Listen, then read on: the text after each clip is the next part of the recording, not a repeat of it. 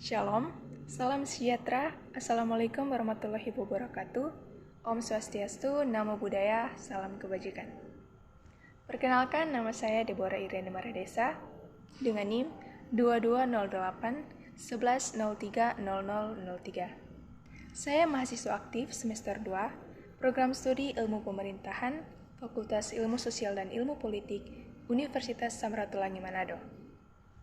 Tujuan pembuatan video ini untuk memenuhi tugas ujian tengah semester mata kuliah Dasar-Dasar Logika dengan dosen pengampu yang terhormat Ner Roger Alan Christian Kembuan, SSMA, dan Ner Dr. Vanli Noldi Pangemanan, SOS MSc. Dengan tema Pemikiran Filsafat Sokrates dan hubungannya dengan logika. Baiklah, saya akan memaparkan pemikiran filsafat Sokrates dan hubungannya dengan logika. Tapi sebelum itu, saya terlebih dahulu akan memaparkan biografi Sokrates. Sokrates hidup dari tahun 470 sebelum Masehi hingga 399 sebelum Masehi. Ia dilahirkan di Athena. Ayahnya adalah seorang pemahat bernama Sophroniscus dan ibunya seorang bidan bernama Phaenarete. Setelah ayahnya meninggal dunia, Sokrates menggantikan ayahnya sebagai pemahat. Hingga pada akhirnya ia berhenti dari pekerjaan itu dan bekerja dalam lapangan filsafat dan dibelanjai oleh seorang penduduk Athena yang kaya. Sokrates menikah dengan seorang perempuan warga kota Athena yang bernama Xanthippe dan mempunyai 3 orang anak, yaitu Lamprocles, Sophroniscus, dan Menexenus. Masa Sokrates bertepatan dengan masa kaum sofis. Walaupun begitu, dengan sekuat tenaga, Sokrates menentang ajaran para sofis.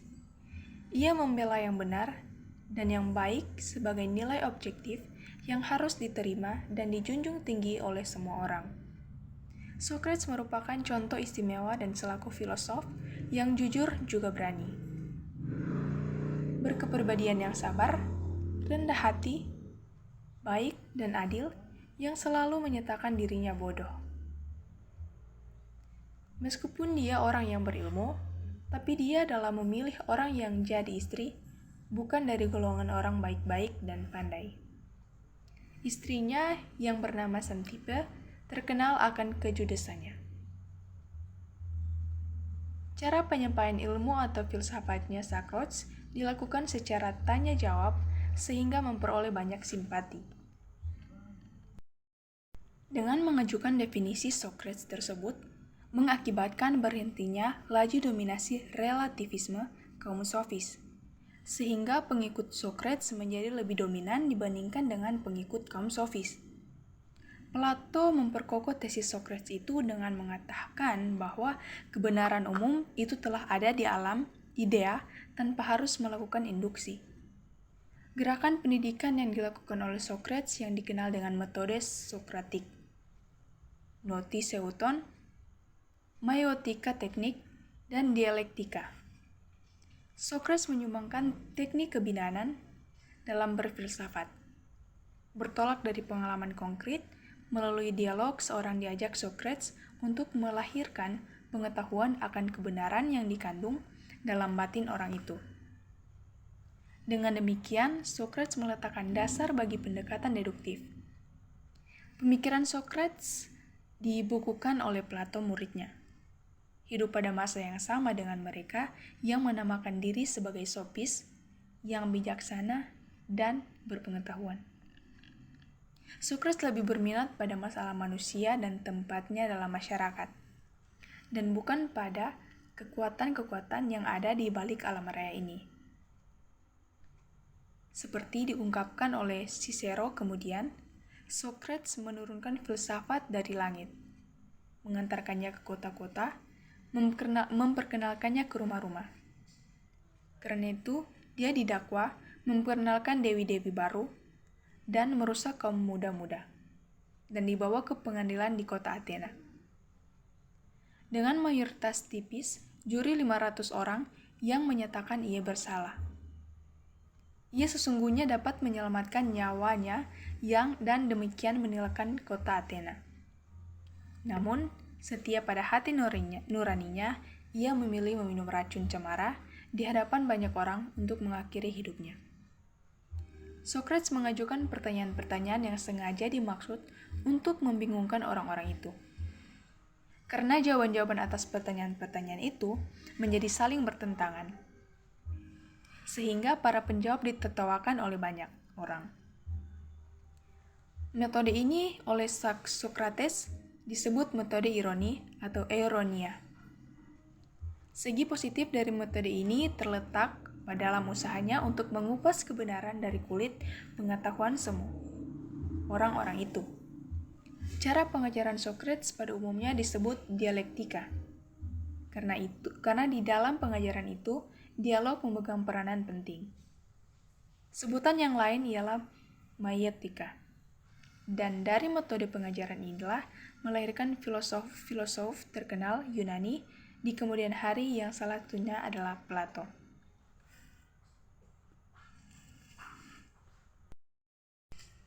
Kita akan membahas lebih lanjut tentang dialektika Socrates. Dialektika pertama kali dipraktikkan oleh Zeno, murid Parmenides. Namun metode dialektika ini dikembangkan dan dipraktikkan lebih lanjut oleh Socrates. Metode dialektika yang dipainkan oleh Socrates ini sering dianalogikan seperti seorang bidan yang membantu pasiennya dalam melahirkan. Dalam hal ini, Socrates akan memposisikan dirinya sebagai orang tidak mengetahui apa-apa, kemudian ia akan mengajukan pertanyaan-pertanyaan paling mendasar terkait definisi-definisi suatu istilah, sehingga secara tidak langsung akan membuat lawan bicaranya berpikir keras secara logis, sehingga mampu mencapai pengetahuan yang sebenarnya. Lawan bicaranya secara tidak langsung akan berusaha mendefinisikan dan mengingat mengenai hal-hal yang telah ia ketahui terkait eksistensinya sebelumnya. Dewasa ini, metode dialektika diartikan sebagai kebiasaan melakukan diskusi secara bebas. Maka Socrates mengambil peran bidan dalam membantu orang lain atau tanda kutip melahirkan ilmu pengetahuannya. Biasanya dalam dialektikanya yang dihasilkan adalah penemuan di bidang linguistik, dan beberapa di antaranya adalah etika universal. Pengendalian diri dalam hal ini, Socrates memberikan cara-cara agar manusia dapat mengendalikan dirinya sendiri, yakni manusia harus mempunyai kekuasaan atas hak dirinya dan sendiri dalam mengelola sesuatu. Kemudian manusia harus memiliki rasionalitas dalam mengendalikan dirinya sendiri dari dorongan-dorongan nafsu hewani dalam diri manusia. Lalu, ia juga menambahkan bahwa manusia juga harus dewasa dengan mengetahui batasan-batasan yang ada, sehingga manusia tidak sampai dikendalikan oleh kebebasan yang ia miliki. Dan Socrates juga mengkritik terhadap demokrasi, karena demokrasi menghadirkan ilusi bahwa keputusan diambil seadil-adilnya, padahal yang terjadi sebaliknya. Menurutnya, ketidakadilan ini terjadi saat suara orang yang bijaksana disamaratakan levelnya dengan suara orang bodoh. Hal ini tentu sangat berbahaya karena keputusan-keputusan yang penting di dalam masyarakat malah ditentukan oleh suara mayoritas. Bagi seorang Socrates, orang bijaksana pada realitinya merupakan minoritas dalam masyarakat. Kemudian Socrates juga berpendapat bahwa kekerasan akan dilakukan oleh orang-orang yang tidak senang apabila pendapatnya disanggah.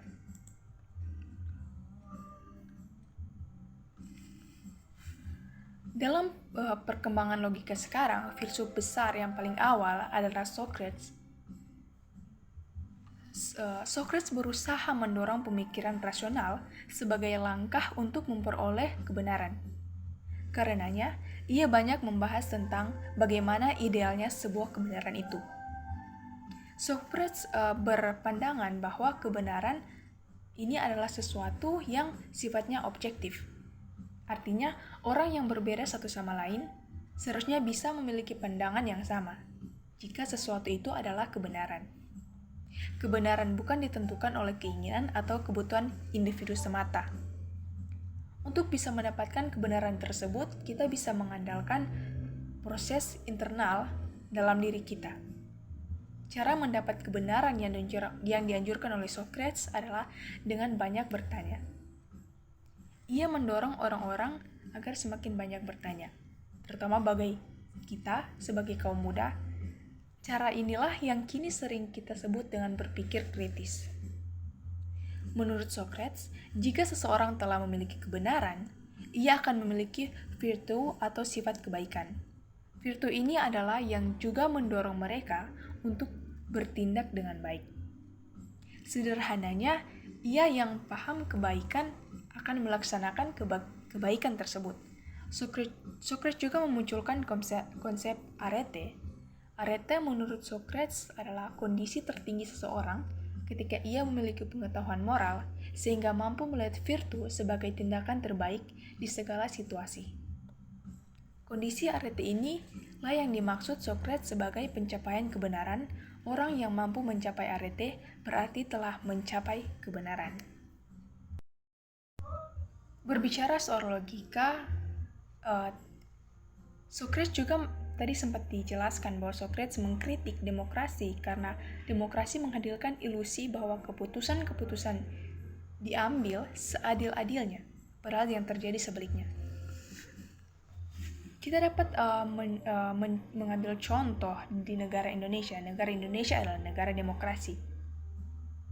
Tapi di Indonesia banyak sekali atau masih di luar sana banyak pejabat-pejabat, aparat negara, petinggi-petinggi negara yang mengambil satu keputusan dengan mengatasnamakan keadilan. Seolah-olah keputusan tersebut diambil seadil-adilnya, padahal satu peristiwa atau kejadian yang terjadi malah sebaliknya, dan mereka mengambil keputusan dengan mengatasnamakan keadilan, seolah-olah keputusan tersebut diambil dengan seadil-adilnya, padahal yang terjadi adalah sebaliknya. Hal ini dikarenakan suara atau keluhan orang-orang yang membela kebenaran, yang menuntut keadilan, tidak didengar atau tidak diladeni dengan serius oleh mereka-mereka yang mempunyai jabatan-jabatan yang tinggi. Hal ini tentu sangat mempengaruhi sistem demokrasi, atau hal ini sangat berbahaya di dalam kehidupan bermasyarakat. Karena ketika suatu keputusan diambil atau dikatakan keputusan ini diputuskan seadil-adilnya, tetapi kejadian yang sebenarnya adalah sebaliknya. Ini dapat membuat masyarakat atau dapat membuat kepercayaan orang-orang terhadap mereka semakin menurun. Ketika logika yang terjadi tidak sama dengan hasil dan tidak sama dengan keputusan yang diambil. Hal ini akan dapat mempengaruhi kehidupan selanjutnya, bagaimana masyarakat itu atau bagaimana orang-orang itu akan selanjutnya menjalani kehidupan. Yang dapat kita ambil dari pemikiran-pemikiran Socrates ini adalah, marilah kita sebagai generasi muda bisa mempraktikkan pemikiran-pemikiran dari Socrates ini dalam kehidupan pribadi kita, dalam kehidupan kita sehari-hari. Contohnya adalah dialektika Socrates. Bagaimana kita berbincang-bincang, bagaimana kita berdialog dengan sesama, mempertanyakan hal-hal yang patut ditanyakan, yang dapat membuat kehidupan bermasyarakat menjadi lebih baik. Kiranya hanya ini yang dapat saya sampaikan. Mohon maaf bila ada salah-salah kata, dan kurang-kurangnya saya mohon maaf. Dan terima kasih kepada dosen pengampu, Bunda Roger dan Bunda Fanli yang sudah memberikan tugas ini kepada saya, sehingga saya dapat lebih memahami atau dapat menambah wawasan tentang filsafat-filsafat yang dikemukakan oleh Socrates. Demikian video saya hari ini. Shalom. Assalamualaikum warahmatullahi wabarakatuh. Om Swastiastu Namo Buddhaya. Salam kebajikan. Terima kasih. Socrates memandang akan adanya kebenaran objektif yang tidak bergantung pada saya sebagai individu atau kita sebagai kelompok. Dalam pembuktian hal ini, Socrates menggunakan beberapa metode. Metode tersebut bersifat praktis dan dijalankan melalui percakapan-percakapan atau disebut juga dengan dialog yang kemudian dianalisis. Metode ini dianggap memiliki peranan penting dalam menggali kebenaran objektif. Contoh, ketika ia ingin menemukan makna adil, dia bertanya kepada pedagang, prajurit, penguasa, dan guru. Dari semua penjelasan yang diberikan oleh lapisan masyarakat itu, dapat ditarik sebuah benang merah yang bersifat universal tentang keadilan. Dari sinilah menurut Socrates, kebenaran universal ditemukan. Atau menghasilkan jawaban pertama, jika jawaban pertama menghasilkan konsekuensi yang mustahil, maka hipotesis itu diganti dengan hipotesis lain, dan begitulah selanjutnya. Dan diskusi itu biasanya berakhir dengan aporia atau kebingungan, dan terkadang juga menghasilkan suatu definisi yang dianggap berguna. Dan metode ini disebut dialektika atau dialog yang berasal dari bahasa Yunani, yakni dialeksistai. Orang sofis berpendapat bahwa semua pengetahuan adalah relatif keadaannya. Yang benar ialah pengetahuan yang umum ada dan pengetahuan yang khusus ada. Dan pengetahuan yang khusus itulah yang relatif. Saya akan memberikan contoh, yaitu apa itu kursi. Kita menemukan kursi hakim. Ada tempat duduk dan sandaran. Kakinya 4 dari bahan jati. Kita lihat kursi malas. Ada tempat duduk dan sandaran. Kakinya 2 dari rotan. Kita lihat kursi makan, ada tempat duduk dan sandaran. Kakinya 3 dari besi. Begitulah seterusnya. Jadi ada 2 hal yang selalu ada pada tiap kursi tempat duduk dan sandaran. Maka semua orang sepakat bahwa kursi adalah suatu benda yang memiliki tempat duduk dan sandaran. Kalau ciri-ciri lain yang tidak dimiliki oleh semua kursi tadi, yaitu berarti ini merupakan kebenaran yang objektif umum, tidak subjektif relatif. Mengenai kaki, bahan merupakan kebenaran yang relatif. Jadi, memang ada pengetahuan yang umum. Itulah definisi. Dengan mengajukan Socrates dalam menentang pemikiran sofisme yang berkembang dalam masyarakat Yunani, melakukan 2 usaha penting.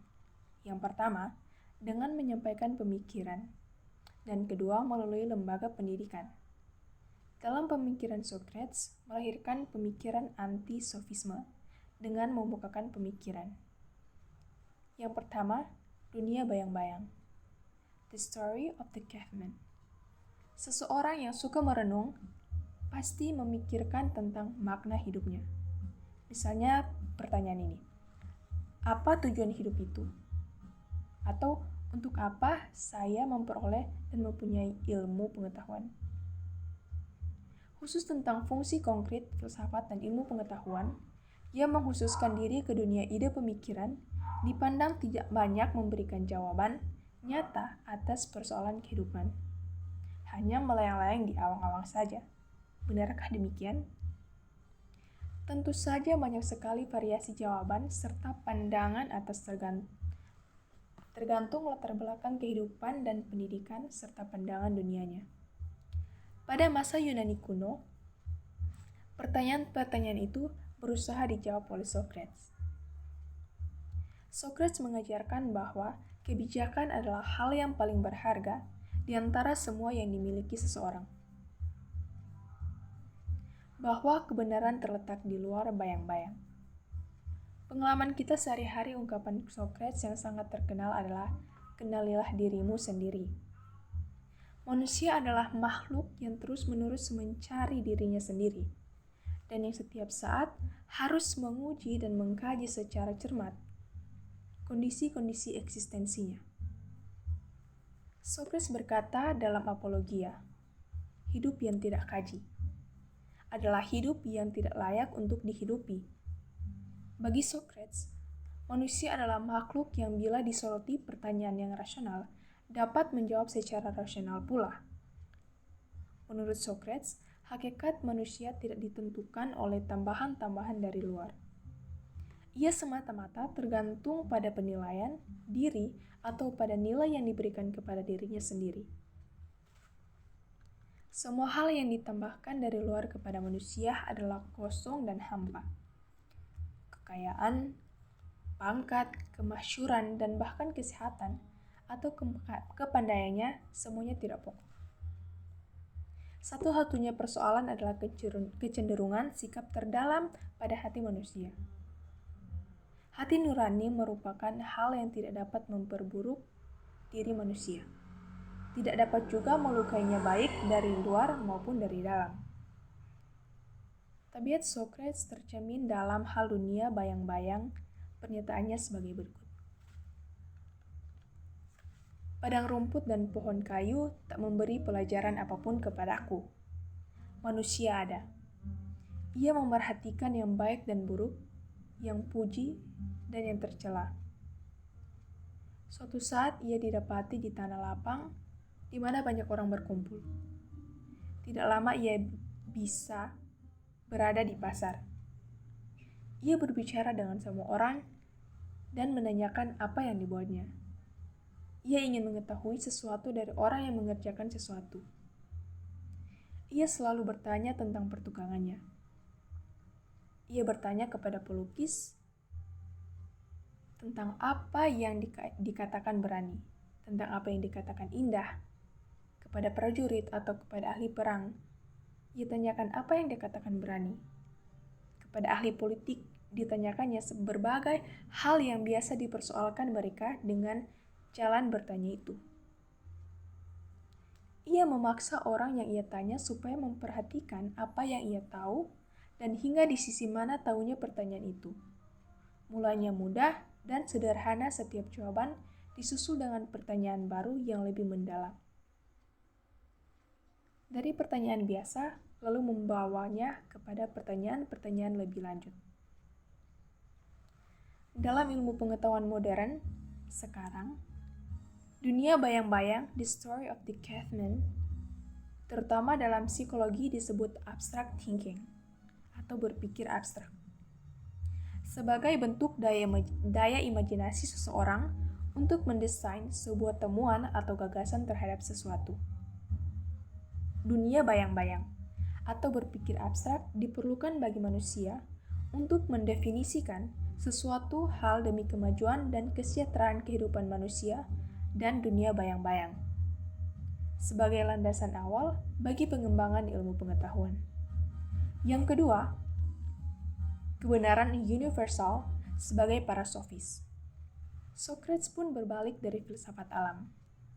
Sebagaimana juga para sofis, Socrates pun memilih manusia sebagai objek penyelidikannya dan ia memandang manusia lebih kurang dari segi yang sama seperti mereka. Sebagai makhluk yang mengenal, yang harus mengatur tingkah lakunya sendiri dan yang hidup dalam masyarakat. Sebagaimana para sofis, Socrates pun memulai filsafatnya dengan bertitik tolak dari pengalaman sehari-hari dan dari kehidupan yang konkret. Tetapi, ada satu perbedaan yang penting sekali antara Socrates dan kaum sofis, yaitu Socrates tidak menyetujui relativisme yang dianut oleh kaum sofis. Menurut Socrates, ada kebenaran objektif yang tidak tergantung pada saya atau pada kita. Akan tetapi, sebaiknya kita tidak memandang keyakinan Socrates ini dari sudut kebenaran saja. Kebenaran tidak diperoleh begitu saja sebagai ayam panggang terlompat ke dalam mulut yang ternganga, melainkan dicari dengan perjuangan seperti memperoleh segala barang yang tinggi. Masa-masa buruknya hubungan Athena dan Sparta terjadi antara tahun 421 dan 416 sebelum Masehi. Salah seorang murid Socrates menyebabkan Athena kalah di Syracuse 413 sebelum Masehi. Kubu Socrates semakin kuat. Orang sofis sudah semakin kehabisan pengikut. Ajaran bahwa kebenaran itu relatif semakin ditinggalkan. Semakin tidak laku, orang sofis kalap. Lalu menuduh Socrates merusak mental pemuda dan menolak Tuhan-Tuhan. Hal ini terjadi pada tahun 399 sebelum Masehi. Walaupun demikian, Kierkegaard yang merupakan bapak eksistensialisme modern mengagumi Socrates, bahkan filsafat Socrates dijadikan model filsafatnya. Karena Socrates secara konstan menentang orang-orang sofis pada zaman itu. Untuk pembuktian hal itu, Socrates diadili oleh pengadilan Athena. Plato menulis sebuah pidato berjudul Apologia untuk membela Socrates dan mengisahkan adanya tuduhan bahwa Socrates tidak hanya menentang agama yang diakui oleh negara dan mengajarkan agama baru buatannya sendiri. Meletus, seorang dewa pendakwa, juga mengatakan bahwa Socrates tidak bertuhan, menambahkan bahwa Socrates mengatakan matahari adalah batu dan bulan adalah tanah. Sehingga Socrates dinyatakan bersalah dan dituntut untuk hukuman mati dengan mayoritas 60 suara, 280 melawan, dan 220 menolak. Selama Socrates di dalam penjara, ia masih dapat berbicara dengan sahabatnya. Kriton ialah sahabat Socrates yang mengusulkan Socrates melarikan diri, tetapi Socrates menolak. Dan pada waktu senja dengan tenang, Socrates meminum racun. Dikelilingi oleh para sahabatnya, sekalipun Socrates mati, ajarannya tersebar justru dengan cepat karena kematiannya itu. Orang-orang mulai mempercayai adanya kebenaran umum. Plato membuat pidato berjudul Phaidon. Ia menceritakan percakapan Socrates dengan para muridnya pada hari terakhir hidupnya dan melukiskan Socrates pada suatu senja dengan tenang meminum racun, dikelilingi oleh para sahabatnya.